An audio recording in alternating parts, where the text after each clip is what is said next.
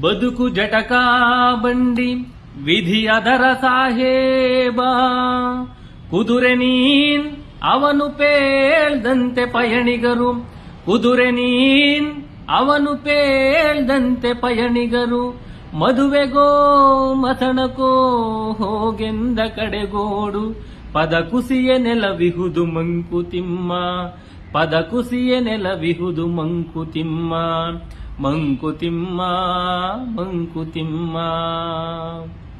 ಈ ನಮ್ಮ ಬದುಕೆ ಜಟಕಾ ಬಂಡಿ ಅಂತಂದ್ರೆ ಕುದುರೆಯ ಬಂಡಿಗೆ ಹೋಲಿಸಿದ್ದಾರೆ.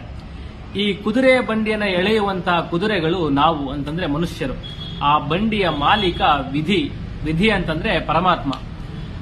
ಆ ಬಂಡಿ ಆ ಪರಮಾತ್ಮನು ಹೇಳಿದ ಕಡೆಗೆ ಎಳೆಯುವಂತಹ ಕುದುರೆಗಳು ನಾವು.